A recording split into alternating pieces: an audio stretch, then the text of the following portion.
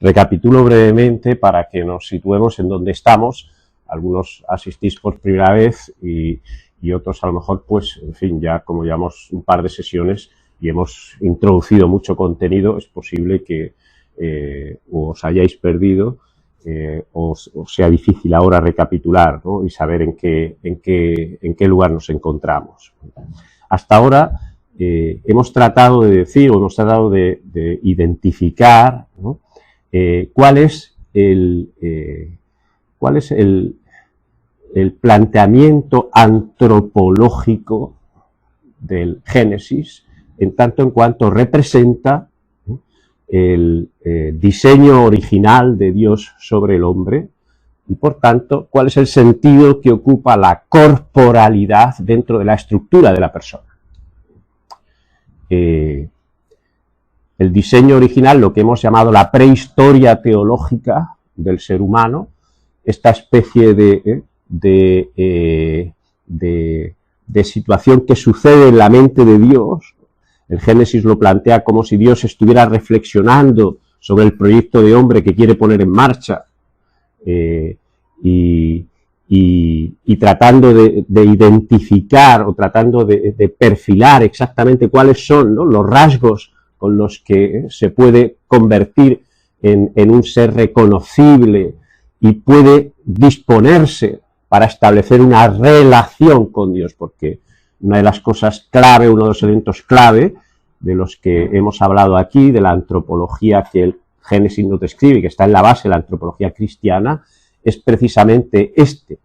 El ser humano es un ser diseñado para la relación. Dios, que es amor y por tanto es relación, porque el amor, ¿no?, es la plenitud de cualquier relación.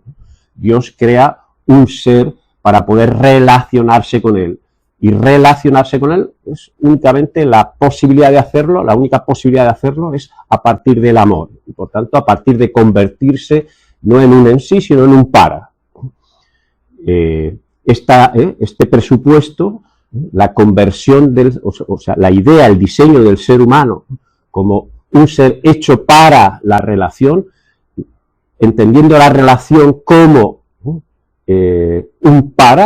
darse un don, convertir el propio ser en un don y por tanto, ¿no?, establecer la relación desde la perspectiva de la comunión. Estoy introduciendo aquí muchos elementos de los que ya hemos hablado más o menos y que ahora voy a desarrollar en la ponencia de hoy. Es el presupuesto del que hemos ido hablando a lo largo de los 3 primeros capítulos del Génesis, hasta que llega el momento existencial en el que esa prehistoria, esa especie de relato que sucede en la mente de Dios sobre el diseño del hombre, ¿no?, deja de ser simplemente un relato y pasa a dar comienzo a la historia humana. La historia humana acontece en el momento en que se produce el pecado, el momento en el que el hombre decide realizar el proyecto, su propio proyecto, con su propia concepción de la realidad. Es decir, el momento en el que el hombre asume la realidad de un yo y rompe, establece una ruptura, una fisura en su diseño, en su original diseño relacional. El hombre, a partir del pecado, empieza a construir el mundo desde la perspectiva del yo.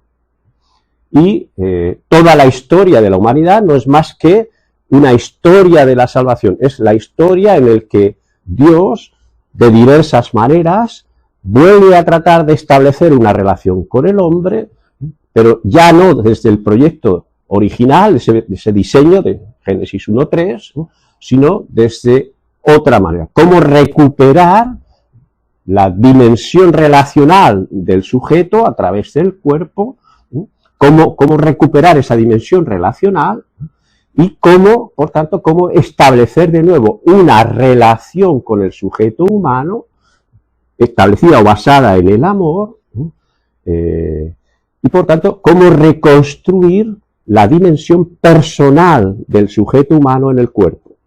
hemos dicho, la manera en la que nosotros somos capaces de relacionarnos es a través del cuerpo. Nosotros no somos seres espirituales, somos seres corporales. Por tanto, nuestra capacidad de relacionarnos es siempre a través del cuerpo. El cuerpo es la manera en la que somos. Nosotros no podemos ser sin cuerpo. Dios crea un ser con cuerpo precisamente porque el cuerpo es la expresión en la que se puede establecer máximamente una relación. Bien, de todo esto, que yo ahora acabo de decir aquí de manera desordenada, ¿no? Ya hemos hablado, ¿no? Entonces, ¿de dónde partimos? Hemos explicado toda la dimensión teológica y antropológica, que es la que se establece en estos primeros capítulos del Génesis, en los 3 primeros capítulos del Génesis, ¿no? Y ahora, dentro de todo el desarrollo de la teología del cuerpo, Juan Pablo II aborda, después de establecer cuál es el sentido, el diseño original del hombre y de su cuerpo, ahora parte o establece o inicia una línea ética. ¿Cuál es el sentido o el significado del cuerpo después del pecado? ¿Cuál es? ¿Cómo se puede concebir o cómo debemos concebir el cuerpo una vez que ese cuerpo ha quedado dañado, una vez que la imagen de Dios ha quedado borrada, desdibujada, precisamente por la ruptura que se ha producido, ¿no? en la relación de Dios con el hombre? Bien. Quiero empezar por el último párrafo, la última parte del capítulo 3 del Génesis, una vez que ha sucedido la caída, una vez que la serpiente ha inducido a Eva a contemplar y a desear. Voy a hablar mucho sobre el deseo, ¿no? en esta ponencia de hoy, porque el establecimiento, o sea, el modo en el que el ser humano mira la realidad y se mira a sí mismo después del pecado es el deseo, es a partir del deseo. El deseo es la base de la desconfianza, y es el presupuesto de la construcción del yo. El yo se construye a través del deseo, porque el deseo es aquello que yo pretendo conseguir para autoafirmar. Bien, todo esto lo digo. Pero la última parte del capítulo 3 de Génesis dice así, a partir del versículo 32, dice: una vez que ya se ha producido el protoevangelio, Dios ya ha anunciado la enemistad entre la serpiente y la mujer, ¿no? Bien. Entonces dice Dios: he ahí al hombre que ha llegado a ser como uno de nosotros por el conocimiento del bien y del mal.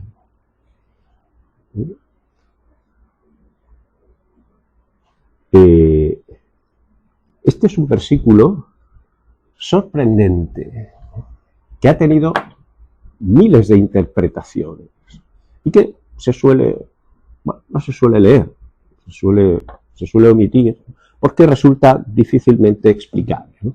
¿De qué está hablando el Génesis cuando refleja este párrafo, cuando habla de estas palabras? ¿Por qué dice esta especie de reflexión interna de la Trinidad en la que dice: y ahí que el hombre ha llegado a ser como uno de nosotros por el conocimiento del bien y del mal? Y a continuación dice ahora, ¿no? El Señor Dios los expulsa del jardín, ¿no? No vaya ahora a tender su mano y tome del árbol de la vida y comiendo viva para siempre.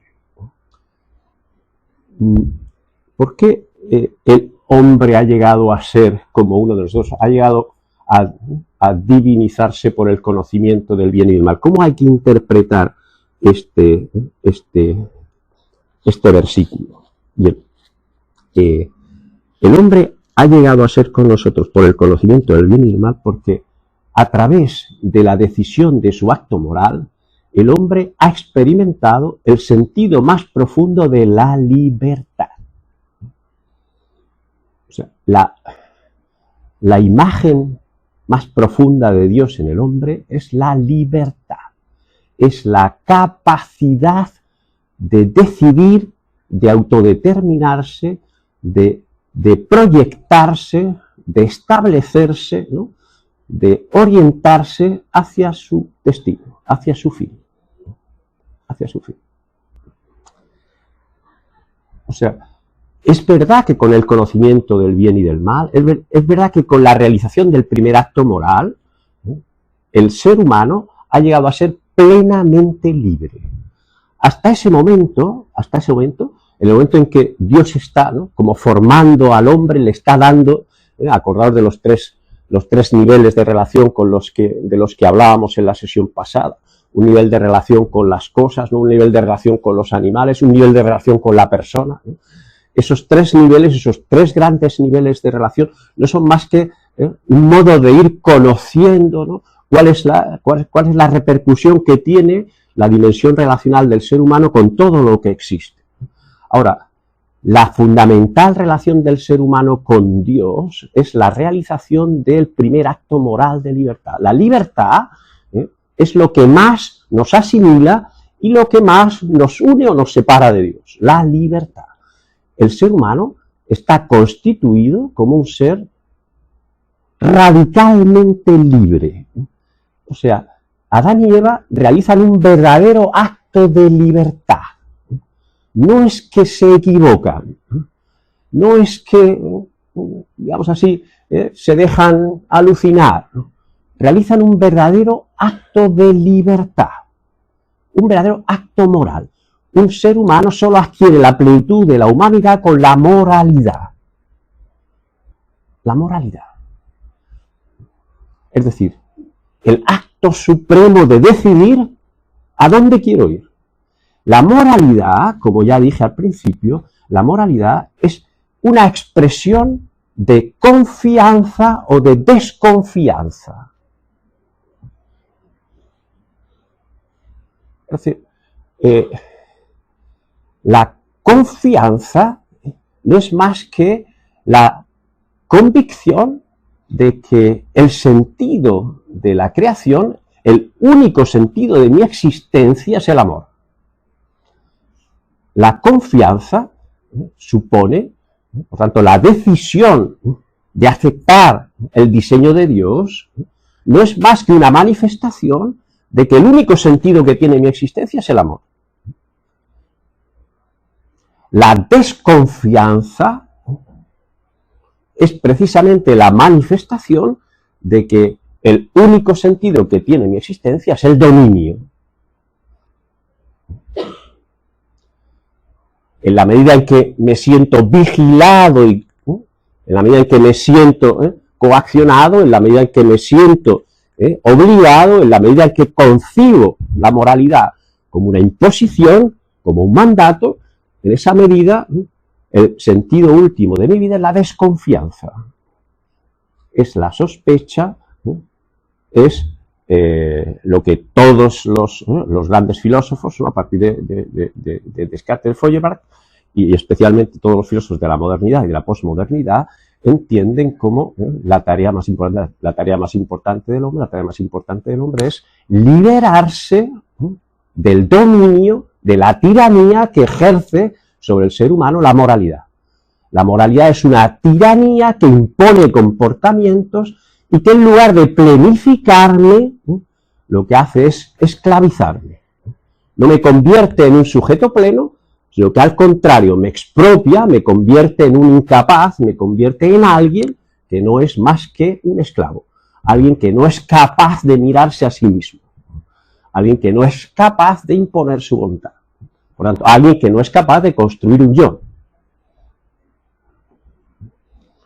La filosofía moderna se basa fundamentalmente en entender la moralidad como una esclavitud, como una imposición que deshumaniza. La humanización no es más que la construcción de un yo liberándome de cualquier tipo de imposición moral. Kant lo intentó compatibilizar esto, ¿no?, cuando habló de la autonomía. La autonomía no es más que la construcción moral por parte de un sujeto que es autolegislador. Es decir, Kant está obsesionado con eliminar de la vida del sujeto, del verdadero sujeto racional, la heteronomía. Nada que me determine me puede humanizar. Todo aquello que me determina me convierte en un muñeco, me convierte en un títere, me convierte en un esclavo, me convierte en una marioneta. Por tanto, la única manera de justificar un comportamiento moral es que lo haya decidido yo. Yo, digamos que la trampa de la universalización, pues está muy bien. Bueno, el imperativo categórico, eleva tu comportamiento a regla universal, por lo menos ten un poquito, vamos a decir así, ¿no?, en fin, de honestidad interior y personal, ¿no?, y no denotes demasiado que es el interés o el egoísmo lo que te mueve, ¿no? Pero en todo caso, el protagonista, ¿no?, el que determina el acto libre, debe ser tú, porque no puede existir una compatibilidad, ¿no?, entre libertad y moralidad. Adán y Eva no entendieron esto, no fueron capaces de entender, ¿no?, que el sentido de la moralidad, el sentido del límite, ¿no?, el sentido del precepto, no comáis de este árbol, ¿no?, no era el dominio, no era la imposición, no era la heteronomía, ¿no?, sino que era el sentido de la verdad, era el sentido del amor, era la explicación del porqué de su existencia, era el amor. No fueron capaces de entender esto. Y entonces, ¿cómo se explica? Y aquí que ha llegado a ser como uno de nosotros por el conocimiento del bien y mal. Se explica perfectamente este versículo tan misterioso, tan enigmático, ¿no?, y que puede tener tantas interpretaciones, ¿no? Se explica porque efectivamente el hombre acaba conociendo, ¿no?, cuál es la esencia última, la explicación última del universo. La explicación última del universo es la relación entre la libertad y el amor. Y el hombre descubre, ¿no?, que a través, ¿no?, de su desconfianza, la relación entre la libertad y el amor se ha roto. En el momento en el que la libertad deja de tener una relación estrecha con el amor, en el momento en que desconfío de que la moralidad es aquello que me libera, ¿no?, y no es aquello que me ata, a partir de ese momento, yo me sujeto, ¿no?, a la ley del deseo, me sujeto a la construcción del yo. El yo frente a Dios se construye desde la ruptura de la relación entre la libertad y el amor. Por tanto, el Papa establece un presupuesto de las consecuencias éticas que tiene la antropología de Génesis a partir del establecimiento de una relación intrínseca entre la libertad y el amor. No existe una contradicción entre la libertad y el amor. Es decir, cuando yo te amo, no te puedo imponer preceptos de comportamiento. Puedo esperar correspondencia, pero no puedo imponer un compromiso, una conducta. Ninguna conducta que es impuesta puede considerarse fruto del amor, porque el único fruto del amor es la libertad. No hay amor sin libertad, pero tampoco a la viceversa. Tampoco hay libertad sin amor. Porque la relación entre la libertad y el amor, ¿no?, es la base de la confianza. Cuando yo te amo y cuando entiendo que tú me amas, no necesito vigilarte. Porque entiendo que todos tus actos se realizarán en función del amor. Sé que buscarás mi bien. No puedo dudar de eso. El que desconfía no ama. Cuando uno le mira el móvil al otro para ver si tiene ahí algo escondido, no ama. Está bajo una relación que ya no es libre. Es una relación impuesta de vigilancia. Todo el que desconfía vigila. La vigilancia es el presupuesto de la desconfianza. La desconfianza es el presupuesto no del amor. Es el presupuesto de la ruptura entre la libertad y el amor, ¿no? Es el presupuesto de la esclavitud. ¿Por qué? Porque el deseo es lo que genera esclavitud. Ahora explicaré por qué el deseo. El deseo genera esclavitud porque el deseo no es más que la búsqueda de aquello que contribuye a realzar, a establecer, a engordar mi propio yo. Bien. Por tanto, ¿cuál es? La relación entre la libertad y el amor es la verdadera confianza, es el proyecto, es el diseño original de Dios. Ese diseño se rompe. Ese diseño se rompe. ¿Y cuál es entonces la consecuencia? La consecuencia es el momento en el que se expresa el capítulo 4 de Génesis. El capítulo 4 de Génesis empieza de la siguiente manera. El hombre conoció a su mujer, Eva, la cual concibió y dio a luz a Caín. Es decir, Dios, una vez que su proyecto, su diseño original se ha roto a través de la realización de un acto moral de libertad, que es un acto de desconfianza, Dios respeta el acto moral del hombre, no lo destruye, no lo obliga, no lo rehace, sino que pone los medios para que el ser humano comience a construir, ¿no?, el mundo de acuerdo con su concepción del yo. Dios respeta plenamente, ¿no?, el deseo del hombre de construir el mundo desde el yo y busca la manera de ofrecer al hombre la oportunidad de regenerarse, de reconstruirse y de volver a relacionarse con el mundo y con los demás en clave de amor. O sea, de reconectar otra vez la libertad y el amor. Por eso, los dos primeros actos que describe Génesis 4 son un acto de amor. Adán y Eva, a través de la unión de sus cuerpos, ¿no?, generan un nuevo ser. El hombre ha llegado a ser como nosotros. Efectivamente, el primer acto del periodo histórico del hombre es la procreación.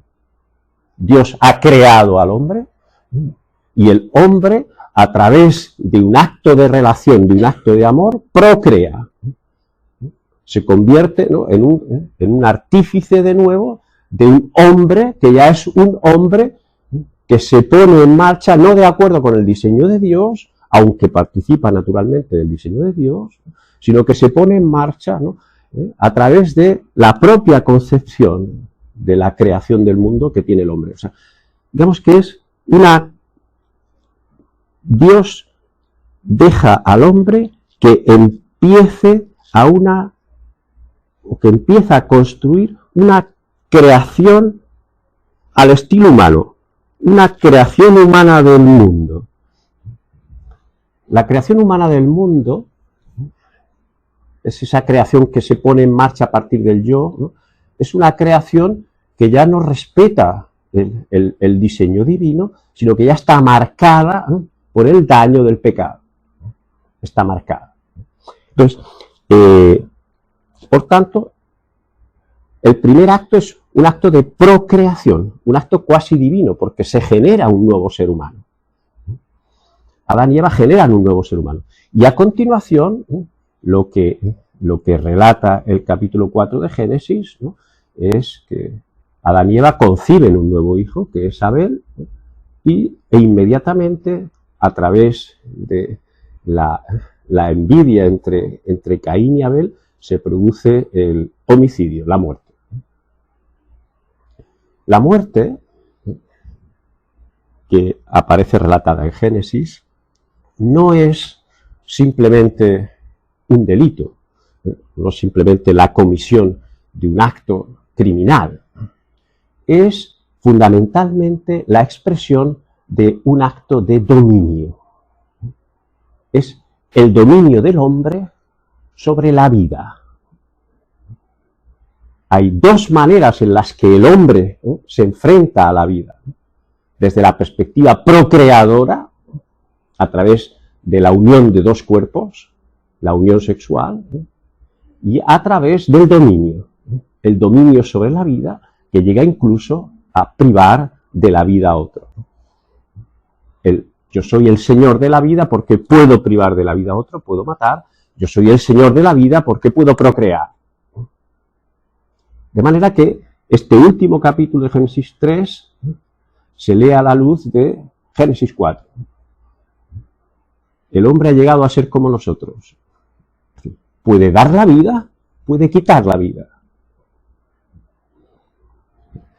Esta concepción ética del acto de amor, ¿no?, que engendra un cuerpo, y del acto de dominio, ¿no?, que priva de la vida a un cuerpo, ¿no?, son las dos grandes dimensiones sobre las que se desarrolla la historia humana. La historia humana se desarrolla en torno a la procreación y generación de nuevos hombres y en torno al dominio con el que el hombre se enfrenta a la realidad y se enfrenta a los demás. Es decir, el hombre ha perdido la capacidad de establecer una relación con los demás y con el mundo en clave de amor, y únicamente la establece en clave de dominio. Bien, el Papa, para desarrollar el modo en el que Dios trata de volver otra vez a establecer una relación con el hombre, pero desde la clave desde la que el hombre ha decidido construir su vida, habla de el capítulo 5 de Mateo. Claro, el modo en el que Dios trata de volver a mostrarse al hombre, a un hombre que ya no responde a su diseño original, sino que lo ha desvirtuado, es, en principio, a través de los mandatos. El ethos, a través del cual Dios se hace presente, que es el modo en el que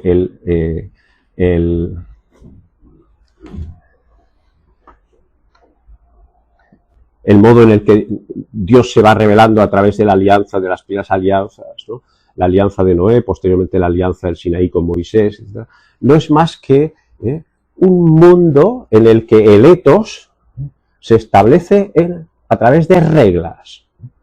El modo en el que el hombre vuelve a establecer o trata de establecer una cercanía con Dios ya no es la confianza del amor, sino que es el cumplimiento de las reglas, cumplimiento de normas.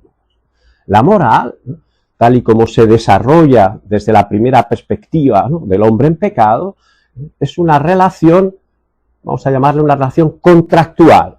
Vosotros vais a ser mi pueblo en la medida en que os comprometáis a cumplir esto. Es decir, el cumplimiento de normas, el cumplimiento de reglas, es un modo en el que Dios va acostumbrando al hombre a tratar con una realidad trascendente que se le escapa y que no es capaz de entender. El hombre ha perdido la conciencia de la moralidad porque no establece una relación entre libertad y bien, y el hombre debe volver a acostumbrarse, debe volver a intentar regenerar en sí mismo la dimensión personal, la imago Dei que ha perdido, a través del cumplimiento de determinadas reglas, de determinadas normas. Moisés, con las tablas de la ley que baja del Sinaí, no es más que esa expresión. Vosotros vais a dejar de ser un atajo, ¿no?, de salvajes y os vais a convertir en un pueblo con un Dios en la medida en que respetéis esto, los 10 mandamientos. La idea del ethos fundamental de reglas, el ethos de obedecer mandatos, es el camino, es la guía a través del cual el hombre recupera otra vez su dimensión personal. Deja de ser simplemente un cuerpo arrastrado por instintos y Dios le vuelve a mostrar cómo puede recuperar una imago Dei y puede volver a ser persona. Dios lo muestra. El cuerpo y la persona cuerpo, que es una manifestación de dura cerviz. Moisés, cuando ve que ha bajado, ha tardado en bajar del monte y ve allí que está todo el mundo, pues en fin, una especie de gran disolución, han hecho el becerro, ¿no? Y allí se ha empezado a organizar otra vez la mar y morena. Moisés le dice Dios a Moisés, este es un pueblo de dura cerviz, ¿no? Hay que liquidarlo, hay que exterminarlo, ¿no? Moisés intercede ante el pueblo, ten paciencia con él, ¿no? Son duros de corazón. No es fácil entender esto, no es fácil reconstruir el vínculo entre libertad y amor, no es fácil reconstruir este vínculo. No es fácil volver a ser persona, no es fácil volver a relacionarse con la trascendencia. No es fácil, no es fácil. ¿Por qué? Porque la destrucción de la imago Dei dentro de la persona, lo que nos ha hecho es volver a acercarnos a la animalidad.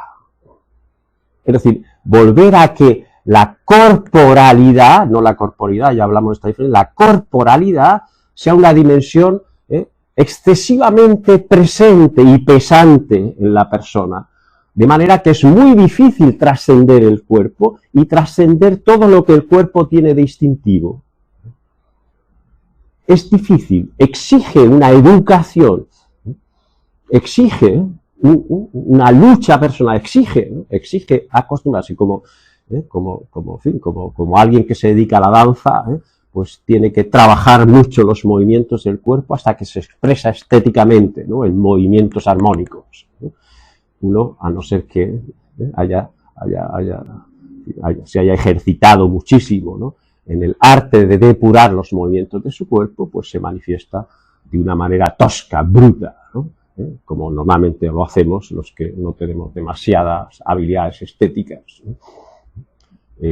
Por tanto, no es fácil para el sujeto trascender su cuerpo, porque el cuerpo tiene un peso fortísimo dentro de la persona y por tanto lo condiciona y lo materializa incluso a pesar de la buena voluntad.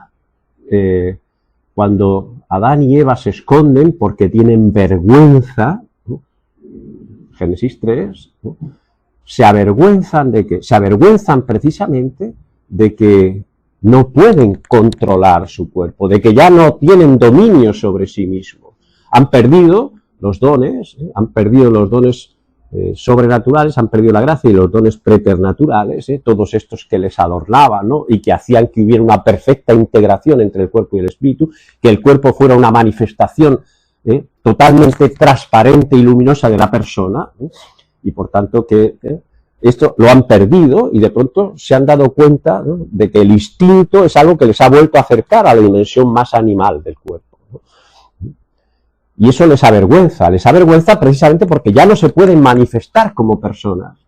De ahí que se tapen, ¿no? El ocultamiento del cuerpo, el ámbito del vestido, no es más que el pobre intento humano de que el cuerpo no desfigure, no desvirtúe la expresión de la persona. El modo en el que nos vestimos es la manera en la que tratamos de evitar identificarnos con un cuerpo que no es la expresión de las personas, no es nuestra expresión, no es nuestra verdad. El cuerpo no expresa de manera completa y plena aquello que somos, sino que en la mayor parte de las ocasiones expresa aquello que no somos o aquello que no queremos ser. Por tanto, el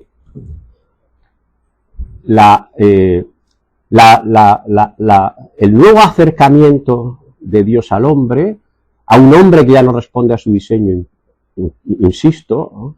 Y que por tanto tiene una dimensión del cuerpo, ¿no?, que es excesivamente instintiva, ¿no?, en la que el cuerpo no expresa a la persona, es a través de un sometimiento a reglas. Las reglas no son más que el modo, el mecanismo, el camino a través del cual Dios permite o intenta que el hombre vuelva a recuperar su condición de persona.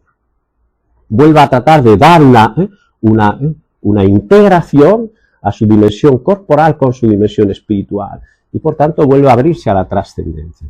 La primera manifestación de la moral son las reglas, en esta dimensión pre-redentora, ¿no?, en cuanto que es el camino a través del cual uno puede trascender.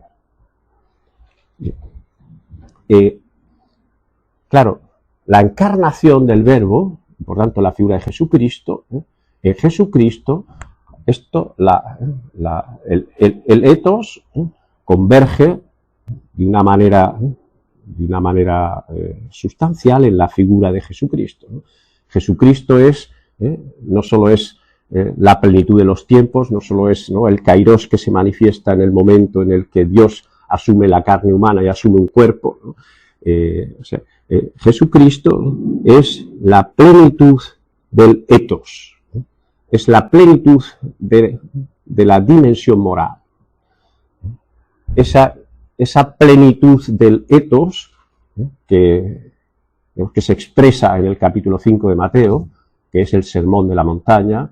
El capítulo 5 de Mateo es el ethos, es decir, es por fin el Rubicón en el que la moral, el presupuesto del comportamiento humano, deja de basarse en unas reglas que son unas reglas, ¿no?, impositivas o imperativas, ¿no?, y pasa a basarse de nuevo en el amor, pasa a basarse de nuevo en la confianza, pasa a basarse de nuevo en la plenitud, en el establecimiento de una nueva relación entre Dios y el hombre.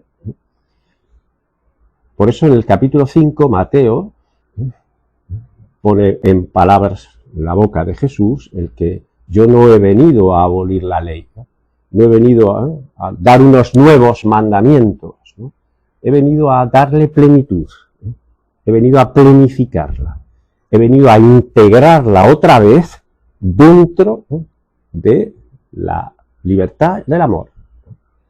Es decir, he venido a haceros entender de nuevo, precisamente por la redención y a través de la gracia, haceros entender de nuevo que la moralidad es el camino a través del cual se une la libertad y el amor. Este es el presupuesto. Por eso, el Papa, cuando asume cuál es la comprensión auténtica del cuerpo en el periodo histórico del ser humano, el Papa toma parte, ¿no?, de este capítulo 5 de Mateo, y este capítulo 5 de Mateo además refleja y se remite también al capítulo 4 del Génesis, porque las dos primeras manifestaciones del ethos que Jesucristo establece aquí son: habéis oído que se dijo no matarás, por tanto conecta con la idea del dominio y con la idea de el Señor de la vida con Caín. Habéis oído que se dijo no matarás, pero yo os digo, cualquiera que a su hermano, es decir, y lo siguiente, habéis oído que se dijo no adulterarás, no cometerás adulterio, y yo os digo, ¿no?, que aquel que mira a una mujer deseándola ya ha cometido adulterio en su corazón. Por tanto, digamos que a la inversa, estas dos primeras manifestaciones del Sermón de la Montaña, después de establecer la plenitud del ethos son las bienaventuranzas, que es la primera parte del Sermón de la Montaña, las bienaventuranzas. Yo no he venido a abolir la ley, sino a darle plenitud, y si no tenéis más justicia que la de los fariseos, entonces no entraréis en el reino de los cielos. Es decir, la justicia, por tanto, la plenitud del ethos, la plenitud de la moral, está en las bienaventuranzas, Esa es la plenitud. Y por tanto, la plenitud de la ley moral está de nuevo en la unión entre libertad y amor, en estos dos preceptos fundamentales. No matarás, no. Cualquiera que trate con desprecio a otro, ya le ha matado, ya le ha dominado, ya ha tratado de establecer con él una relación de dominio. Y cualquiera que mira a una mujer deseándola, es decir, cualquiera que trata de establecer una relación de amor en clave de consumo y de dominio, en clave de satisfacción de un deseo, ya ha adulterado, es decir, ya ha pervertido el sentido de la relación. Estos son los dos presupuestos fundamentales desde los que el Papa trata de establecer cuál es la correcta relación del cuerpo con otro cuerpo. O sea, cómo se puede establecer una verdadera relación de dos cuerpos y cómo podemos establecer al mismo tiempo una relación verdadera con las cosas. ¿Por qué? Porque el desajuste que se ha producido con el pecado es un desajuste en el que no solo el hombre ha dejado de relacionarse con el hombre en clave de amor, sino que también ha dejado de relacionarse con las cosas en clave de amor. Es decir, el hombre ha introducido el deseo utilitario, el deseo instrumental, lo ha introducido también en su relación con el mundo. O sea, el mundo ya no es el ámbito en el que el hombre se desarrolla y se planifica, sino que el mundo es el ámbito en el que el hombre se proyecta, proyecta su yo, y por tanto lo transforma, y por tanto lo manipula, y por tanto lo instrumentaliza, y por tanto le introduce, ¿no?, su propio fin y su propio yo. Esta es la clave, ¿no?, de lo que el Papa Francisco establecía en Laudato Si, ¿no? Es decir, la relación del hombre con la naturaleza, no es una relación a través de la cual la naturaleza le planifica, en la que descubre a Dios, sino al contrario. Es una relación en la que el hombre se proyecta, ¿no?, y en la que el hombre domina. De la misma manera que la relación, ¿no?, del ser humano con el ser humano no es una relación en la que el hombre se establece o se convierte en un don para el otro, sino que es una relación instrumental en la que el hombre trata de convertir al otro en un objeto de dominio sobre sí, la que trata de convertir al otro en otro yo, dominarlo. Bien.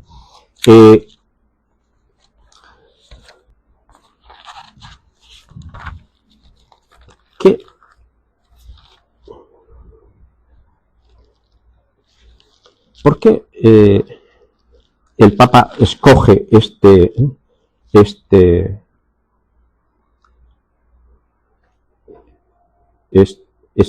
precepto? Cualquiera que mira a una mujer deseándola ya adulteró en su corazón. Porque el Papa, a la hora de establecer la verdadera relación entre las personas, la establece desde la perspectiva del don o desde la perspectiva del deseo. Estas son las dos únicas maneras a través de las cuales nosotros nos relacionamos con el cuerpo. A través del don o a través del deseo. ¿Qué es el deseo? Es decir, ¿qué significa establecer una relación a través del deseo? El deseo es el presupuesto de la concupiscencia. La concupiscencia se introduce. La concupiscencia no fue creada ni fue concebida por Dios. La concupiscencia es un producto puramente humano. La concupiscencia es la manifestación del yo en el cuerpo. La concupiscencia significa el afán de deseo, es decir, el afán de querer consumir a otro. El Papa lo conecta con la primera carta de San Juan, con el capítulo 2, en la que San Juan dice, ¿no?, que todo lo que existe es concupiscencia de los ojos, concupiscencia de la carne y soberbia de la vida. concupiscencia de los ojos, concupiscencia de la carne, soberbia de la vida. La concupiscencia, es decir, la concupiscencia es una especie de ambición, es un querer llegar al otro para absorberlo, para desposeerlo de su identidad y para transformarlo en un yo. Por eso, el Papa subraya mucho esta idea de que todo esto se produce en el corazón del hombre, en el interior del hombre. Es decir, la mirada que desea es una mirada que sale de dentro del hombre y que manifiesta aquello que es. El Papa dice que la mirada manifiesta, uno mira las cosas de acuerdo a como uno es. La mirada, el modo en el que el hombre mira, paréntesis, por tanto, el modo en el que el hombre se relaciona con otro o con las cosas, es la manera en la que uno es el modo en el que uno se o quiere ser.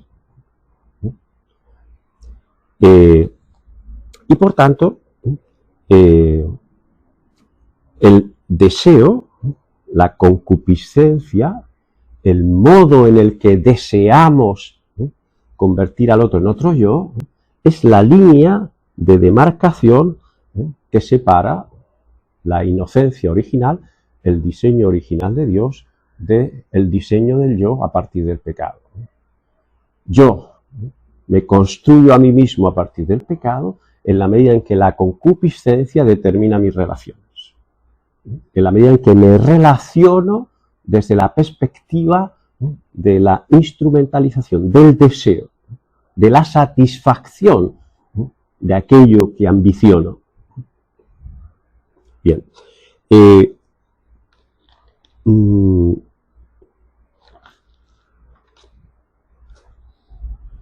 Dice el Papa, claro, que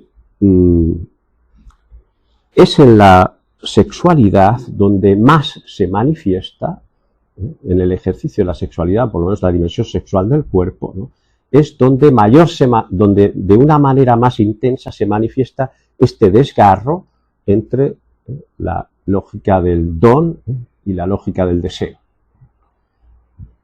¿Y por qué se manifiesta en esto? Porque nosotros solo podemos relacionarnos con otros a través del cuerpo, y el modo en el que nos relacionamos más íntimamente con otro es a través del cuerpo.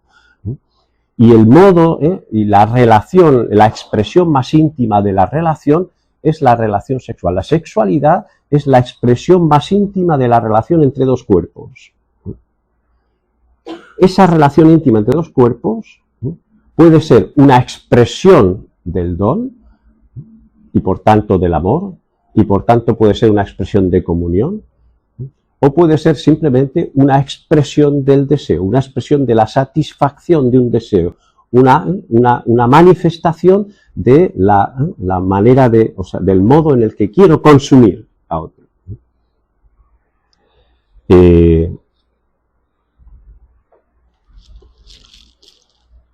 Frente al otro, frente al sujeto, frente a la persona con la que quiero relacionarme, cuando me relaciono en clave de deseo, entonces convierto al otro, lo reduzco al otro a un objeto, lo despersonalizo y me despersonalizo. ¿Por qué? Porque cuando convierto al otro en un objeto, cuando lo objetivizo y por tanto lo convierto en algo que puedo consumir, yo también me convierto simplemente, ¿no?, en alguien que quiere consumir, en un consumidor. También me despersonalizo. La objetivación del otro lo despersonaliza y al mismo tiempo me despersonaliza. Porque dejo de establecer una relación y paso a establecer exclusivamente una satisfacción de un deseo. El otro es un objeto de satisfacción y yo soy simplemente un sujeto que quiere satisfacer un deseo. O sea, el deseo, no el deseo desde la perspectiva psicológica. El deseo de la perspectiva psicológica, esto de lo que se ha especulado mucho, que es un impulso, ¿no? Un impulso fuerte, ¿no? hacia un objeto determinado, eso es el ámbito psicológico. Jesucristo lo convierte, ¿no? en una instancia ética. Estamos hablando del deseo ético, del establecer con el otro una relación puramente instrumental, una relación que lo objetiva, una relación que no lo personaliza, sino que lo despersonaliza. Por tanto, el hombre, desde la perspectiva del pecado, es aquel que desea apropiarse del otro.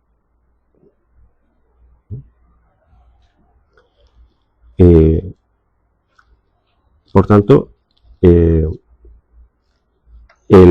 deseo, expresión de la concupiscencia, rompe por completo el significado esponsalicio relacional del cuerpo. El deseo impide que el yo, a través del cuerpo, sea un elemento, sea una expresión de relación. No me invita a ser una persona para el otro, sino que al contrario me reduce a ser simplemente un objeto de consumo del otro. Bien. Dice el Papa que el cuerpo, desde esta perspectiva, ¿no? ha perdido casi por completo la capacidad de expresar amor. ¿Qué significa la capacidad de expresar amor? Significa que ha perdido la capacidad de hacerse don. La capacidad de hacerse don, la capacidad de éxtasis, la capacidad de salir de sí mismo. Hacerse don no es más que ser capaz de no ser yo. Ser capaz de ser un tú.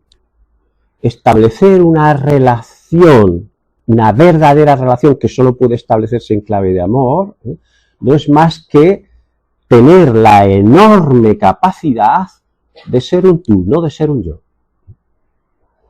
La capacidad de convertirme en un tú, no de convertirte en un yo. La capacidad de convertir al otro en un yo es una capacidad de dominio.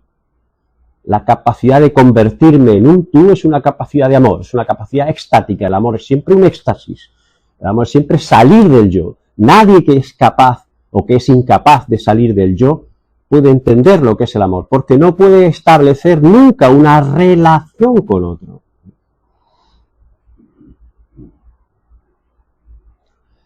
La relación no es una conexión. Claro que podemos conectar, el lenguaje es una manera de conectar. El lenguaje es una manera en la que se nos permite conectarnos, comunicarnos, entendernos, conocernos. Sin embargo, el lenguaje del cuerpo es aquel que nos permite relacionarnos. Solo nos relacionamos a través del cuerpo. El cuerpo es el elemento fundamental de nuestra relación. Porque es el elemento, el único elemento a través del cual podemos expresar amor. Yo puedo decir con las palabras, te amo, te amo, te amo. Perfecto. Ningún problema. Puedo escribir muchos poemas. Pero la única manera que tengo de expresar verdaderamente el amor, de convertirme en relación, es a través del cuerpo.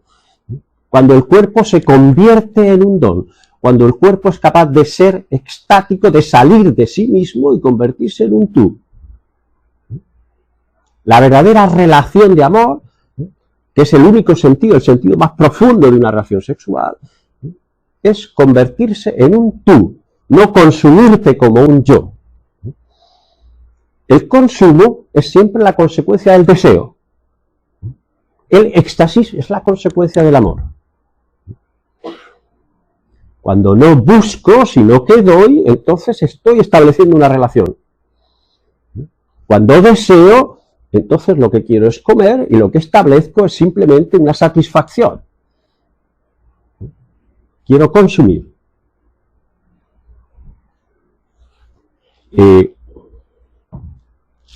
Por tanto, la concupiscencia reduce la relación, la verdadera relación, la posibilidad de ser un tú, la concupiscencia la reduce simplemente a la satisfacción del yo. La concupiscencia no es más que el modo en el que el yo satisface su propio deseo de consumo, su propio deseo de autoengordarse. El cuerpo difícilmente expresa esa capacidad de relación y esa capacidad extática. ¿Por qué? Porque difícilmente construye la relación entre la libertad y el amor. Es decir, porque está excesivamente determinado por el instinto. Excesivamente determinado por el instinto. De ahí que la única manera de conseguir que el cuerpo exprese amor y que sea capaz de establecer una relación extática, no consumística, es a través, lo dice el Papa, es a través de la virtud de la castidad. La castidad no es más que el entrenamiento del cuerpo para evitar que su fuerte dimensión instintiva me impulse a establecer con el otro una relación de consumo, una relación de satisfacción de deseo. Solo en la medida en la que voy adueñándome, voy siendo dueño de mí, en esa medida puedo convertirme yo en un tú. En la medida en que yo no soy dueño de mí, el yo crece, engorda de una manera inconsciente y solo establezco con los demás una relación de consumo, una relación instrumental. Por tanto, no hay amor si no hay libertad, no hay libertad si no hay éxtasis, si no hay capacidad de salir de uno mismo. Frente a lo que dicen los filósofos modernos, la libertad no es simplemente la capacidad de decidir, sino que la libertad es la capacidad de dar. Porque el amor es fundamentalmente dar. Por tanto, no hay una verdadera libertad interior si no hay una capacidad de convertirse en un don, si no hay una capacidad de dar. Nadie es libre hasta que no da. La libertad, que tiene mucho que ver con la liberalidad, es la capacidad de dar. No la capacidad de consumir, no la capacidad de decidir, la capacidad de dar. Por eso, libertad y amor tienen una cercanía tan grande. Es decir, en la medida en que el cuerpo está sometido al instinto, en esa misma medida es incapaz de dar, solo puede recibir. ¿Qué es recibir? Recibir es fundamentalmente satisfacer. Satisfacer una necesidad o una ambición, satisfacer el deseo.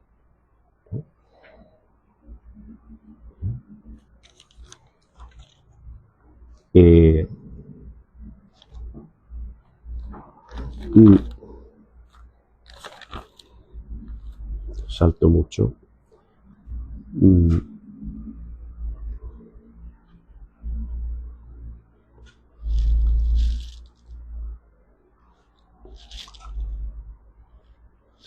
La dimensión sacramental del matrimonio, dice el Papa, ¿no?, que es la expresión de la unión sexual, ¿no?, la alianza conyugal, ¿no?, es la que permite sacar la unión sexual de la lógica del deseo e introducirla en la lógica esponsalicia del don.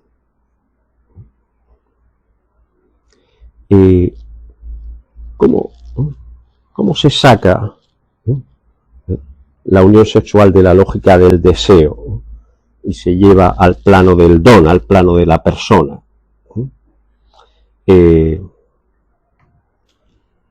Esto solo se puede producir, ¿no?, si uno entiende la importancia que tiene el cuerpo como signo.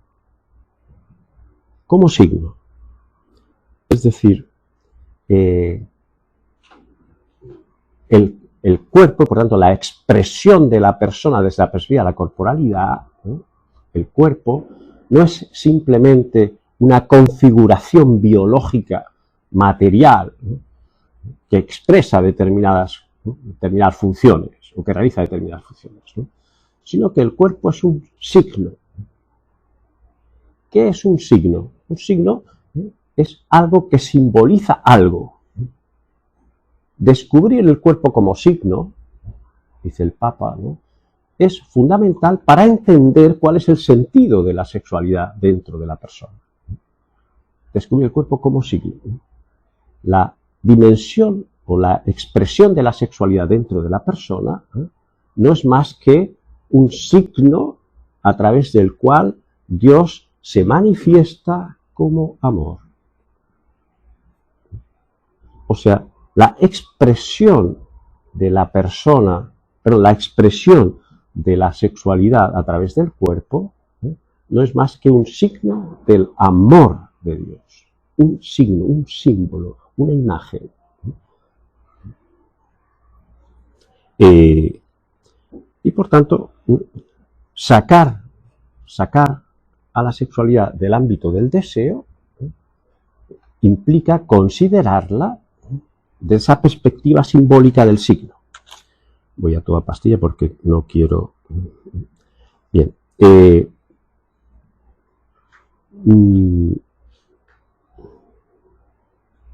Termino.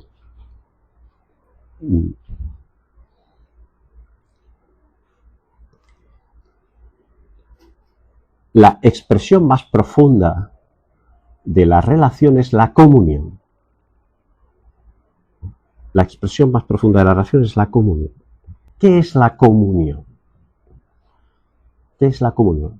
La comunión es el establecimiento de una relación con el tú que plenifica absolutamente el amor.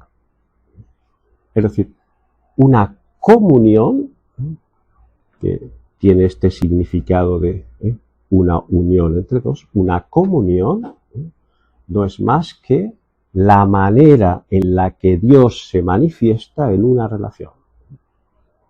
Dios se manifiesta en la relación en la medida en que mi relación con el otro se establece con una profundidad tal que es o que se convierte en algo casi divino. En la medida en la que somos capaces de manifestar una verdadera divinidad, una divinización. Bien.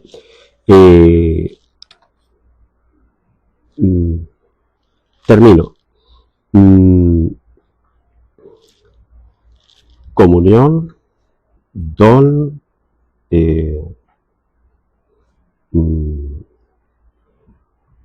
deseo, concupiscencia.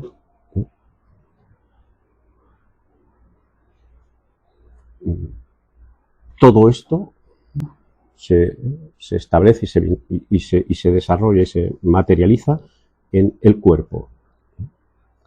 Por tanto, el cuerpo es el ámbito, es el modo, es la manera, ¿no?, en la que nosotros podemos experimentar, ¿no?, todas estas realidades, ¿no? Es decir, Dios, ¿no?, no se manifiesta a través de visiones místicas, a quien puede suceder, ¿no?, sino que Dios se manifiesta en nosotros en la medida en que conseguimos que nuestro cuerpo establezca un ámbito de relación a través del éxtasis, a través del do, a través de convertirse en un tú. Bueno, ya termino aquí porque, y perdonad que haya estado hoy un poco espeso, porque en fin, no he tenido quizá demasiada claridad a la hora de exponer todo lo que quería. De hecho, Pablo, estoy un poco constipado y quizá con un poco de obstrucción. Está bien. Bien. Pues no. Pero bueno. No vas a utilizarlo, ¿no? No vas a utilizarla. No. Vale. A ver si es bien. Sí, más o menos. Entonces, bien. Disculpar mi espesor mental de hoy y no sé si seré capaz de responder a alguna pregunta si es que la tenéis y disponible. Decidme si tenéis alguna cuestión. ¿Pregunta? Quería que ya entendí la pregunta.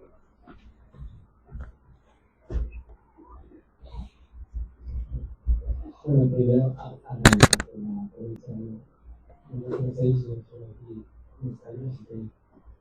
gracias por la acogida.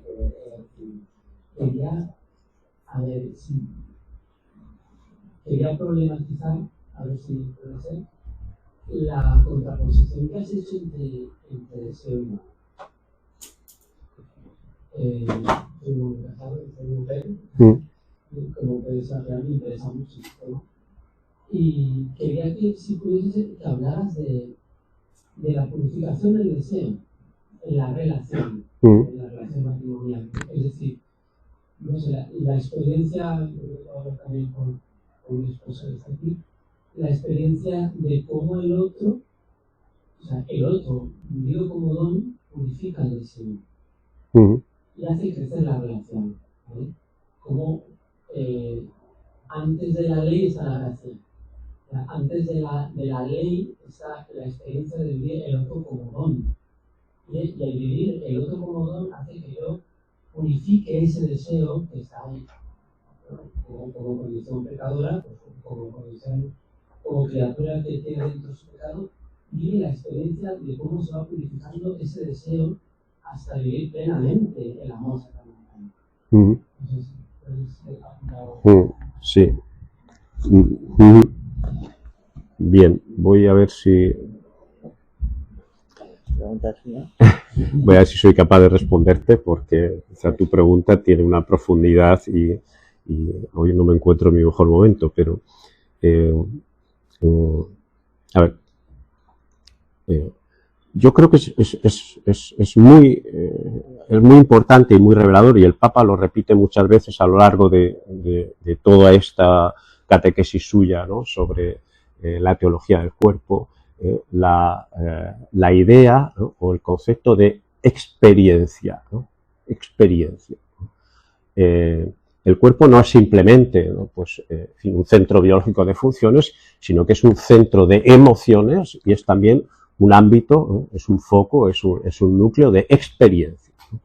La experiencia, ¿no?, que no es el experimento, no es el experimentar cosas, ¿no? La experiencia, ¿no?, es una manera de entender, de incorporar, de interiorizar, ¿no?, el modo en el que la realidad o nuestra relación exterior nos habla, ¿no?, y nos perfecciona en el conocimiento.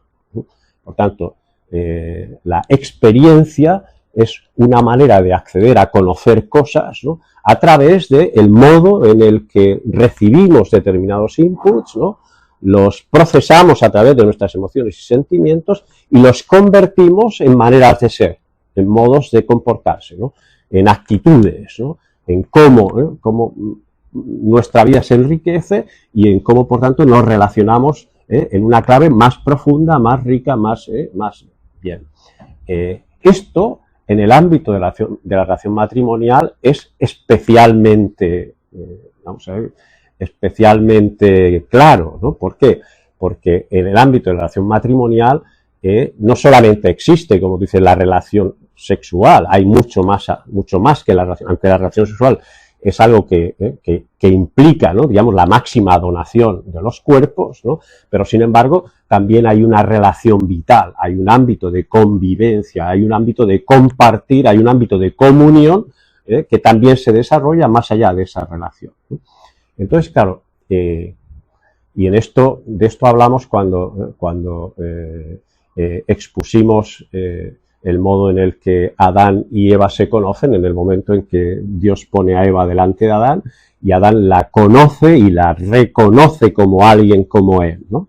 Entonces, la relación conyugal o la alianza, lo que el Papa llama la alianza conyugal, ¿no?, se puede definir como un ámbito de conocimiento y del reconocimiento. ¿Qué es un ámbito de conocimiento? Yo dije en aquel momento que el modo en el que Adán y Eva se conocen, el modo en el que se conocen en ese diseño de la inocencia original, es un modo de conocimiento infinito. Es decir, Adán y Eva podían haber pasado toda la eternidad conociéndose porque la riqueza que existe dentro de una persona es infinita. Es decir, Dios pone, o sea, que seamos imagen de Dios no significa simplemente que seamos muy listos, o sea, no es la razón la que nos hace imagen de Dios. Por eso la inteligencia la pueden imitar las máquinas. No necesitamos ser muy listos o muy tontos para ser persona. No es la inteligencia la que determina el ámbito de la personalidad, sino todo lo contrario. O sea, conocernos, conocer, es algo más allá que ser inteligente, tener capacidad de calcular, ¿no?, sino que conocer es ser capaz de penetrar o de profundizar en el tú. Por tanto, la alianza conyugal es un ámbito de conocimiento en la medida en que establecer con la otra persona una relación desborda absolutamente los criterios con los que yo me conozco a mí mismo.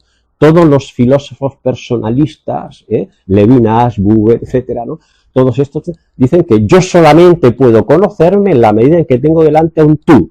O sea, conocer el tú es lo que realmente hace conocer quién soy yo. Solo cuando me miro en el tú es cuando me doy cuenta de qué es lo que soy yo, ¿no? O sea, quien no tiene un tú delante nunca se conoce. El yo autorreferencial es un yo neurótico muy freudiano, ¿no? Es un yo que está en un permanente bucle, no puede salir de sí mismo. Cuando uno no puede salir de sí mismo y está en un permanente bucle, lo que hace es introducir dentro de sí más cosas que lo que hacen no es más que ponerle un espejo y ser el yo autorreferencial. Yo dije aquí que el infierno consiste precisamente en lo que uno busca, que es estar tú contigo mismo toda la eternidad. Es decir, tener solamente delante de ti un espejo y estar solo mirando de ti mismo. O sea, cuando uno se mira solo a sí mismo, es absolutamente incapaz de trascender, no puede salir de la propia realidad. Solo cuando tiene un tú delante es cuando se da cuenta verdaderamente de lo que supone ser persona. Por tanto, la alianza conyugal tiene un primer nivel de conocimiento. O sea, el otro me permite conocerme a mí, me permite saber quién soy yo. No solo porque me lo dice con mucha frecuencia, ¿no?, sino porque no necesita decírmelo, porque al mirar, al ver lo que no tengo, al ver lo que me falta, al ver todo aquello que me doy cuenta, ¿no?, de lo que debo ser. O sea, me permite trascender, me permite contemplarme a mí mismo de una dimensión totalmente trascendente que nunca conseguiría siendo autorreferencial, ¿no? Entonces es un ámbito de conocimiento, pero al mismo tiempo es un ámbito de reconocimiento. ¿Qué significa reconocer? El ámbito de reconocimiento significa precisamente establecer que esta relación no es algo puramente inmanente, no es algo que se queda en el ámbito de nuestra existencia temporal, ¿no? Sino que es algo trascendente. Es decir, en la medida en que establezco una relación con alguien, una relación de amor con alguien, una relación de salir extática de mí mismo con alguien, en esa medida me doy cuenta de qué es lo que significa Dios. O sea, entiendo lo que puede ser una relación con Dios en la medida en que soy capaz de establecer una relación extática con otro. Es decir, reconozco en esa relación la relación que Dios establece conmigo. Muchas veces he dicho, es muy difícil establecer una relación con Dios, por ejemplo, si uno nunca se ha enamorado. El enamorarse, o sea, estar en una relación de amor con otro, es lo que me hace entender qué es una relación y sobre todo me hace entender, ¿no?, qué es el amor.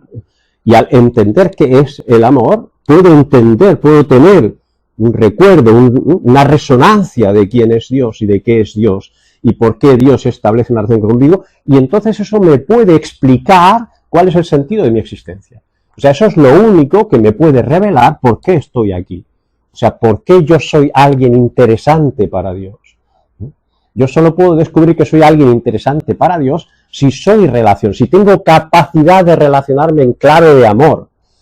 Es decir, si dejo que Dios establezca una relación conmigo en la medida en que voy convirtiendo mi yo en un tú, es decir, en la medida en que voy enamorándome. Enamorarse no significa lo que dicen los ingleses, falling in love, no es caer en el amor. Enamorarse es convertirse en amor. Enamorarse, es decir, es ir sustituyendo todas las dimensiones del yo por el amor. Y por tanto, en la medida en que eso deja espacio, en esa medida me convierte, o sea, me permite relacionarme con Dios, ¿no? Por tanto, el reconocimiento, la dimensión de reconocimiento que tiene la alianza conyugal, ¿no?, es una resituación de mi vida, de mi existencia, en una clave sobrenatural. O sea, yo reconozco la dimensión divina de mi existencia en la medida en que establezco una relación estática con otro, en esa medida salgo de mí mismo, en esa medida trasciendo la inmanencia temporal en la que vivo, en esa medida entiendo por qué Dios me ha creado y por qué estoy hecho para establecer una relación con Dios, ¿no? Es decir, eso me permite, pues esto puede sonar a poético, pero es real, eso me permite rezar. O sea, yo esto lo oí una vez y me pareció muy pretencioso, luego lo he entendido. Es decir, cuando uno reza por otra persona, cuando ha establecido una relación tan estrecha, tan íntima, que cuando ve a la otra persona, ve a Dios. Y cuando ve a Dios, reza. Es decir, rezar no es simplemente pronunciar una serie de oraciones, ¿no?, pues no sé, para pedir alguna gracia que uno desea, que está muy bien, por supuesto Dios escucha, ¿no? Bueno, por lo menos creo que escucha. Sino rezar significa introducir a la otra persona o introducirse uno en una lógica divina.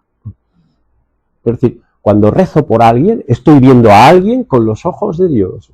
Estoy diciendo, quiero que Dios tome posesión de esto y lo convierta en ese algo que Él está mirando, ¿no? O sea, quiero mirar con los ojos de Dios a otra persona.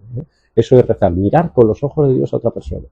O sea, mirar como Dios mira, por tanto, situarme la ahorita. Entonces, claro, cuando uno ha establecido una relación muy íntima con alguien, esa relación se sobrenaturaliza, necesariamente se sobrenaturaliza. Y por tanto, reconozco la dimensión divina, la imago Dei que hay en otra persona, y eso al mismo tiempo me hace establecer, digamos, me hace trascender mi propia relación, y del plano inmanente al plano trascendente, ¿no? De manera que conocimiento y reconocimiento son dos dimensiones fundamentales de la alianza conyugal que, digamos que, naturalmente se manifiestan o se pueden planificar dentro de la sexualidad, pero que van mucho más allá de la sexualidad. Bueno, no creo que te haya contestado porque tu pregunta era demasiado profunda, pero a lo más que llego es aquí, a lo más que llego. Disculpa que no sea capaz de hacerlo.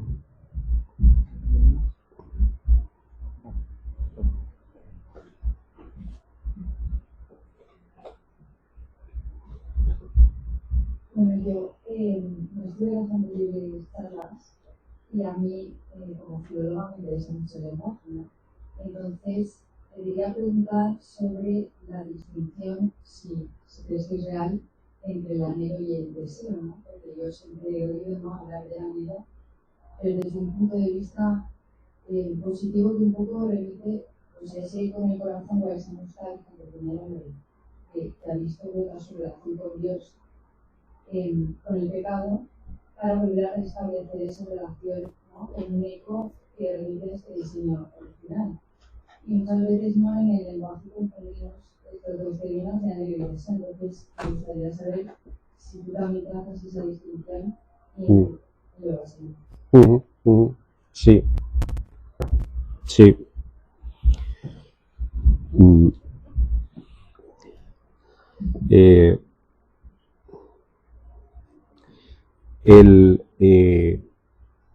Perdón, insisto, porque estoy espeso y no soy capaz hoy de expresarme con demasiada fluidez.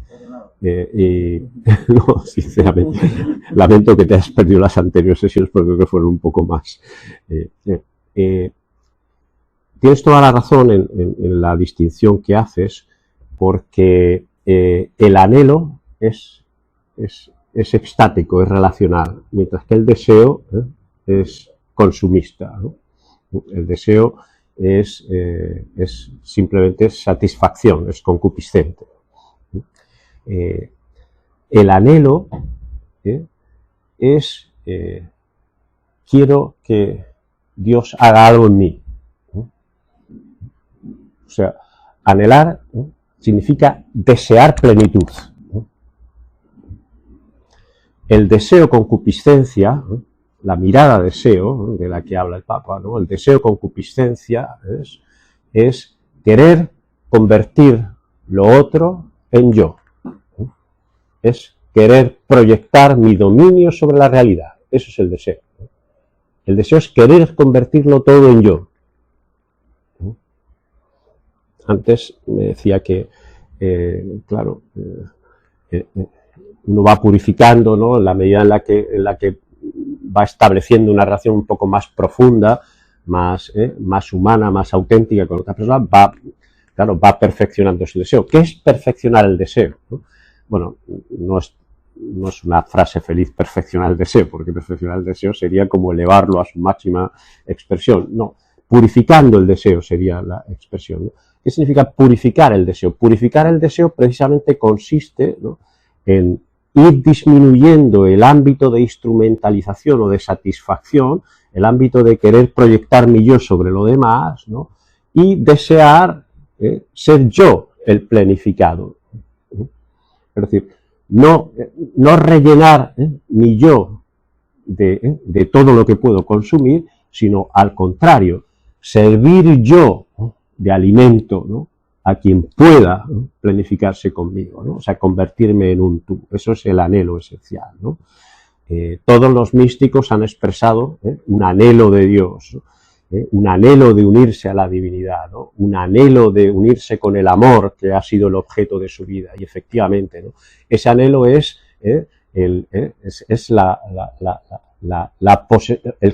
no el que yo pueda poseer a Dios, sino el que Dios acabe tomando posesión de mí. O sea, el anhelo es siempre receptivo, ¿no?, es algo que uno espera, no es algo que uno desea, no es el deseo, ¿no?, es el deseo concupiscente. Por tanto, yo creo que la vida interior, la vida espiritual, el trato con Dios, se basa fundamentalmente en un anhelo, en un verdadero anhelo. O sea, en una esperanza de que Dios consiga hacer de mí el reflejo de lo que diseñó, de lo que pensó cuando me creó, ¿no? Es decir, es una esperanza Anhelar y esperar, ¿no? Son dos cosas que tienen una relación muy estrecha, ¿no? Sin embargo, deseo y ambición son también otras dos conceptos que tienen mucha relación entre sí, ¿no? El deseo-ambición, ¿no? Es el deseo de ser yo, o de proyectar o de engrandecer mi yo, ¿no? Y eso me separa radicalmente de los demás, ¿no? ¿Por qué? Porque, el deseo es algo que, como ya he dicho antes, me impide establecer una relación. El deseo no puede ser relacional, ¿no? El deseo es solamente autorreferencial. El deseo consiste en establecer una relación o establecer una conexión con la realidad solo desde mis ojos, ¿no? Es mi perspectiva la que determina todo, ¿no? Por tanto, es introducir toda la realidad en mí, ¿no? Es como las teorías matemáticas, ¿no? Las teorías matemáticas no son más que modelos que pretenden introducir toda la realidad, ¿no?, dentro de un modelo. Este es el modelo que lo explica todo, sea la relatividad, ¿no?, o sea el sistema heliocéntrico. Cualquier teoría no es más que introducir la realidad dentro de un esquema. Ese es el esquema del deseo. El deseo no es más que introducir toda la realidad en la clave de cómo la concibo yo. La relación es justamente lo contrario, ¿no? Es tratar, ¿no?, de mirar la realidad, ¿no?, desde cómo la ha diseñado Dios, ¿no?, desde cuál es el proyecto de Dios para la realidad, por ejemplo, cuál es el proyecto de Dios para mí. Ese proyecto de Dios para mí, que es algo que se descubre solamente si vuelvo a establecer un vínculo entre la libertad y el amor. Es decir, si confío en que el diseño de Dios para mí es aquello que me va a llevar a la plenitud. Si desconfío de eso, o sea, si no busco asimilarme al diseño que Dios tiene para mí porque veo que en eso está la plenitud, si no confío en que eso es verdad, y por tanto que el diseño de Dios para mí tiene como único motivo el amor y no el dominio, entonces me construyo mi propio diseño, la autoconstrucción, que bueno, eso es Nietzsche, ¿no? Es decir, libérate de todo diseño, porque cualquier tipo de diseño no es algo, lo que va a hacer de ti es una estatua, es un muñeco, es un ninot, ¿no? ¿Por qué? Porque el diseño siempre responde a la mente de otro, ¿no? Es otro el que ha pensado lo que tú tienes que ser, ¿no? Desde esa perspectiva, que es la perspectiva de la filosofía moderna, en la medida en que yo respondo simplemente a lo que otro ha pensado que yo debo ser, en esa medida soy un esclavo. La verdadera libertad consistía en liberarme completamente de ese diseño y autoconstruirme, ¿no? Nada puede determinarme. La posmodernidad incluso dice que ni siquiera el sexo debe determinarme, ¿no? O sea, incluso esto tiene que ser absolutamente decidido por mí, ¿no? La biología tampoco tiene por qué determinarme. El poshumanismo no busca más que esto, ¿no?, que nada pueda determinarnos. ¿Pero qué es lo que más nos determina? Lo que más nos determina es el cuerpo. El cuerpo es lo que nos determina, porque el cuerpo es lo que nos hace personas. No existe la persona sin la corporalidad, el cuerpo me determina. Por lo tanto, toda la filosofía de la posmodernidad no consiste más que en establecer estrategias para liberarme de la limitación del cuerpo. El cuerpo me limita, en tanto en cuanto me impide ser el proyecto de mí mismo que yo puedo diseñar. En la medida en que me libero del cuerpo, en esa medida puedo diseñar un yo que ya no tenga ninguna limitación. Lo dijimos el otro día, o sea, seréis como dioses. ¿Cuál es la tentación del ser como dioses? La tentación del ser como dioses es no tener ninguna limitación, es ser omnipotente, o sea, liberarse del cuerpo. Adán y Eva entienden que el cuerpo es un ámbito de limitación, quieren librarse del cuerpo porque ser como Dios significa ser omnipotente, ser un espíritu, poderlo todo porque no hay límite. El cuerpo te limita, el espacio te limita, el tiempo te limita. Salir del espacio y del tiempo, el poshumanismo, ¿no?, es decir, convertirte simplemente en un algoritmo eterno, ¿no?, que es capaz de tener autoconciencia y por tanto dar razón de ti, que es liberarse totalmente del cuerpo, esto es ser verdaderamente libre. Todo lo que determina el cuerpo limita la libertad y por tanto impide ser yo. Cuando el yo se proyecta hasta el infinito, se proyecta como un yo que no tiene límite, no quiere límites, quiere liberarse del límite. La existencia humana es precisamente asumir la conciencia del límite. Es precisamente asumir yo no soy Dios. En ese sentido, yo soy un cuerpo. O sea, lo más próximo que Dios ha podido crear a sí mismo es un ser corporal. Que puede establecer un ámbito de relación prácticamente infinita con otros, que es el amor, y que puede expresar amor de una manera casi infinita. Entonces,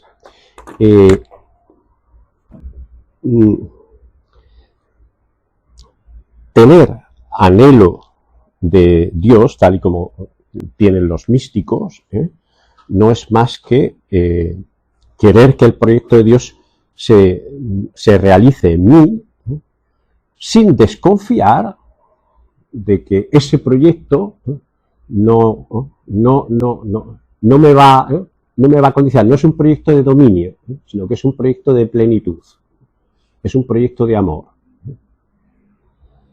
Y es difícil, por lo menos para la modernidad y para la posmodernidad, confiar en que eso es así. Es difícil, es difícil. Incluso para nosotros que tenemos buena voluntad es difícil, porque habitualmente nosotros continuamos construyéndonos desde la lógica del yo, no desde la lógica del don.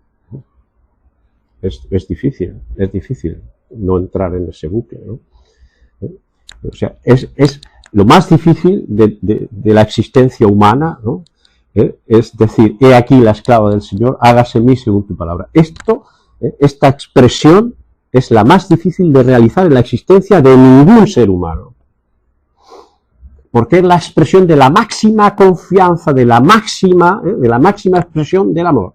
Es decir, decido con plena libertad ser el proyecto de Dios. Eso es unir la libertad y el amor, es entender el verdadero sentido de la trascendencia de un ser humano. Pero es prácticamente imposible. O sea, se puede repetir, se puede leer, se puede oír, pero encarnar es muy difícil, ¿no? Claro, porque cuando María dice eso, Dios se encarna en ella. Que esto es lo increíble del designio divino. Es decir, cuando decides asumir el proyecto de Dios, Dios se encarna en ti. De pronto te conviertes, ¿no?, en una encarnación de Dios. Encarnación, o sea, te encarnas, ¿no? Dios toma carne en ti, o sea, te conviertes en una imago Dei, en una imagen de Dios. Esta es la realidad mística y trascendente más profunda del ser humano.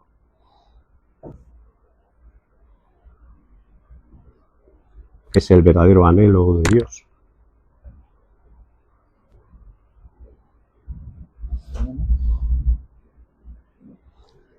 No, yo creo que ya... Eso tengo, bueno, creo que había allí otra pregunta.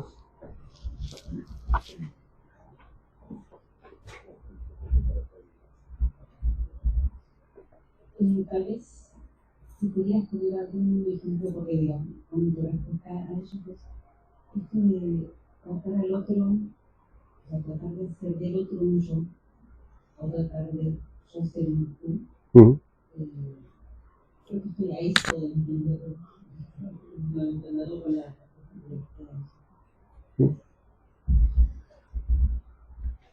A ver, bueno, a veces me resulta difícil explicar lo que yo mismo digo, entonces no sé si voy a ser capaz de... a ver, ¿qué significa ser o tratar de ser un tú? Y efectivamente creo que más o menos lo he intentado explicar antes en estas dos respuestas. A ver, ser un tú, o sea, intentar ser un tú, ¿no? ¿Cómo nos conocemos a nosotros mismos, ¿no? Nosotros nos conocemos, tenemos autoconciencia, nosotros mismos nos conocemos a nosotros mismos, fundamentalmente porque hemos hecho muchos ejercicios de introspección, ¿no? Entonces, la introspección, ¿qué es lo que produce en nosotros? La introspección produce en nosotros lo que Freud llamaba, ¿no?, el famoso ego, ¿no? Es decir, yo voy construyendo una imagen de mí mismo. Entonces, yo tengo una imagen de mí mismo, tengo una imagen de quién soy. Y el presupuesto de esa imagen que he construido de mí mismo es el marco, es el eje a través del cual, ¿no?, yo concibo el mundo, yo me relaciono con el mundo, ¿no?, yo establezco, ¿no?, mis concepciones y mis convicciones sobre el mundo, ¿no? Es decir, es difícil establecer una relación con el mundo que no parta del proceso de construcción del yo que he ido elaborando a través de la introspección que he hecho de mí mismo, ¿no? ¿Por qué la gente va a un psiquiatra o a un psicólogo? La gente va a un psicólogo, ¿no?, para que haya una instancia externa que le revele a uno quién es y que destruya en uno la imagen de sí mismo que se ha creado. Es decir, el psicólogo lo que hace contigo es destrozar ese bloque de hormigón que has construido a base de tu propia introspección y que piensas que es la que te da las claves para relacionarte con el mundo, pero es equivocado, es falso. No es más que un ídolo, es una imagen. Es algo totalmente ficticio, no es verdad. Yo esto en muchas ocasiones se lo digo a mis alumnos ahí en el aula, ¿no? Digo, si le preguntas a alguien, oye, esto que te hacen la entrevista de trabajo, ¿no?, ¿puedes definirte en 4 palabras? Y tal. Imposible. Uno necesita 12 horas para definirse, ¿no? Y ni siquiera lo conseguiría. Bueno, dime cómo eres. Necesitaríamos 26 días para que me explicaras cómo eres, ¿no? Sin embargo, le pregunto a la amiga que tienes ahí sentado al lado de tu silla y le digo, oye, ¿cómo es fulanita? Y en 2 palabras te describe perfectamente. En 2. No necesita 3, en 2. Te describe perfectamente porque te conoce. Te conoce. O sea, todo lo que tú no conoces de ti, quienes están cerca de ti lo saben perfectamente. Saben quién eres. ¿Por qué se produce esto? No digamos nada en el ámbito conyugal, porque efectivamente hay un conocimiento y un reconocimiento. ¿Por qué se produce esto? Porque en realidad uno solo se conoce a través de un tú. El tú es el que realmente dice quién es el yo. Esto es así hasta psicológicamente. Solo el tú es capaz de decir quién es el yo. En la medida en que tú le haces más caso al psicólogo, vas mejorando tu situación interior, te vas sintiendo mejor, vas estando más tranquila, tienes menos ansiedad, no te pones tan nerviosa y tal. ¿Por qué? ¿Eso qué es? Eso no es más que ir haciéndote un tú. Lo que estoy diciendo, digamos, lo estoy caricaturizando, ¿no?, para que se entienda de una manera divulgativa, ¿no? Digamos que esto, en el ámbito del andar por casa, esto es así. En la medida en la que voy asumiendo más qué es lo que un tú dice de mí, en esa medida voy entendiendo más quién soy yo, porque voy destruyendo más toda esa imagen falsa que construyo a través de mi introspección. Bien. Eso es exactamente el proceso de la vida espiritual, es exactamente el proceso de la relación estrecha que uno establece. Es decir, yo no puedo establecer una relación con un tú desde el yo, y por tanto no puedo establecer una relación con Dios desde el yo. ¿Por qué? Porque la imagen que tengo de Dios es la que yo he construido. Es la imagen que yo tengo de Dios, igual que la tengo de la silla, la tengo de mi padre, o la tengo del amigo o de mi jefe del trabajo. son las imágenes que yo he construido. Y con las imágenes con las que yo he construido no me relaciono bien. No puedo establecer una verdadera relación satisfactoria. Nunca podemos relacionarnos con las imágenes que hemos construido, porque son imágenes falsas. Son imágenes falsas. O sea, no responden a la verdadera realidad del tú. Son solamente proyecciones del yo. Es el espejo. Yo no veo la realidad, yo me veo a mí mismo. Esto lo dice Freud. El 70% de lo que vemos cada mañana en un espejo no es lo que refleja el espejo. Es todo lo que yo pongo, es la imagen que yo quiero ver de mí. Cuando nos sacan una fotografía estando descuidados y nos la enseñan, nunca nos reconocemos.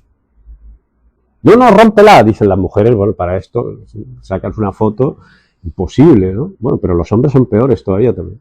Es decir, nadie reconoce una foto suya que no haya sido una foto estudiada, trabajada, en la que uno... ¿Por qué no te reconoces? Porque no estás acostumbrado a proyectar siempre tu yo sobre todo. Pero esto es una costumbre esta psicológica, es muy difícil liberarse de eso, de la proyección que yo tengo sobre todo. Entonces, ¿cuál es el presupuesto básico de la vida espiritual? El presupuesto básico de la vida espiritual es empezar a liberarse del yo, empezar a liberarse de uno mismo. ¿Por qué uno tiene un director espiritual? ¿Por qué es imprescindible tener una cierta guía o una cierta orientación espiritual para el trato con Dios? Porque es el único que te puede quitar el yo, es el único en el que te puedes reconocer en un tú.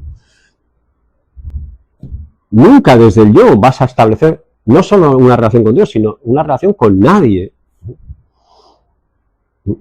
Las relaciones normalmente son narcisistas, es decir, coincidimos en cosas y entonces nos llevamos bien, porque tenemos aficiones comunes o afinidades con determinados ámbitos, porque nos gusta el fútbol, o porque nos gusta el cine, o porque tomamos una cervecita, o porque eres una chica atractiva o eres un chico atractivo. Es decir, siempre hay un presupuesto instrumental, porque no es una relación.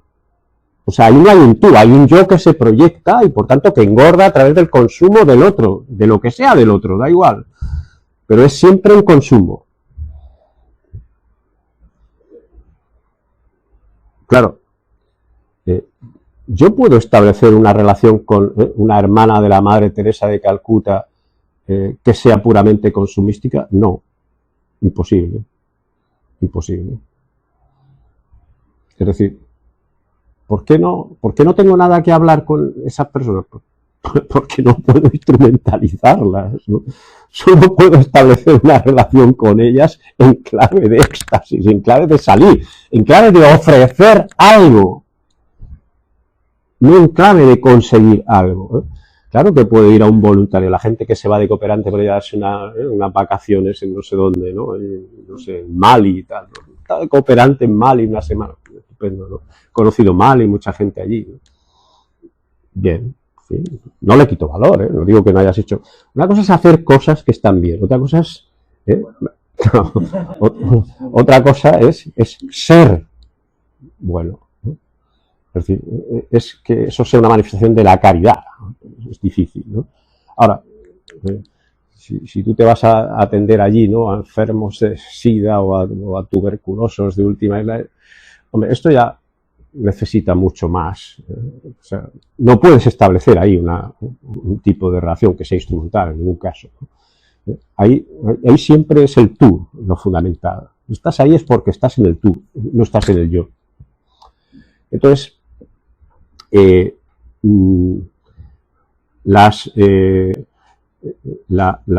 creo la tarea principal de un sujeto humano, de un ser humano, que quiere salir del narcisismo autorreferencial en el que habitualmente vive, consiste, lo primero, en rezar. O sea, si uno va ahí a un oratorio como este que hay ahí, ¿no? Y en la que solo hay un sagrario, ¿no? Y no hay nada más, y se pone ahí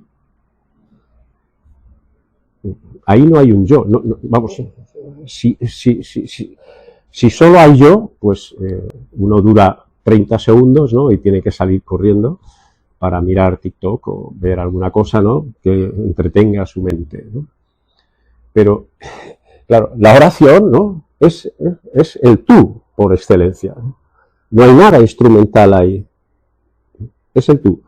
Es decir, es ese vaciarse del yo, ¿no? Y establecer una relación, o intentar ir estableciendo una relación con un tú, ¿no? Que hace que tus relaciones dejen de ser instrumentales, ¿no? Solo forzarse a establecer relaciones no instrumentales, ¿no? Van propiciando, ¿no? Que el amor sea el eje de mi conducta, ¿no? Ya sé que no he contestado porque no estoy demasiado iluminado hoy, lo siento mucho, pero por terminar con esta respuesta demasiado larga,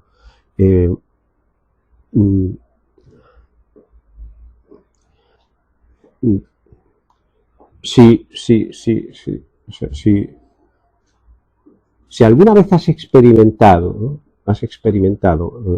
Lo que significa salir de ti, que no lo sé, ¿no?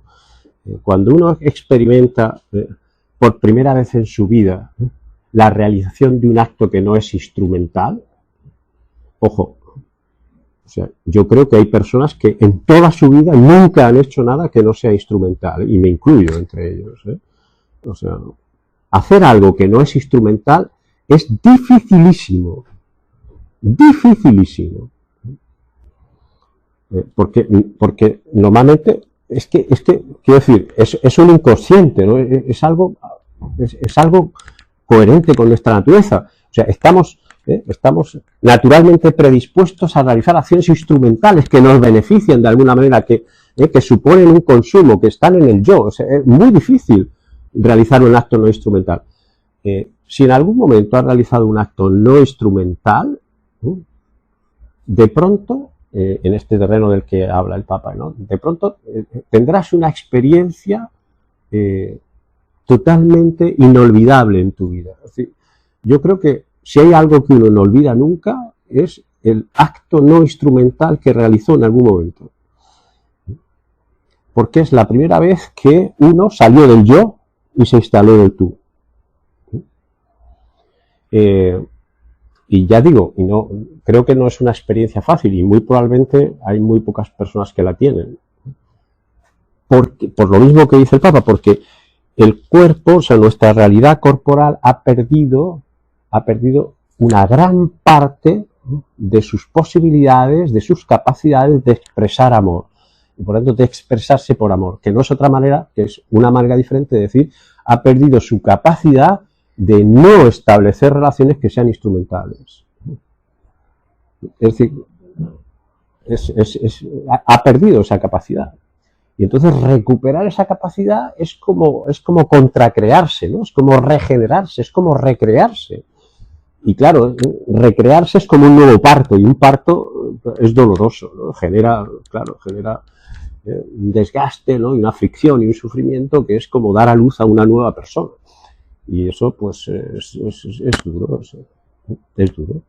Pero eso es lo que significa el tú.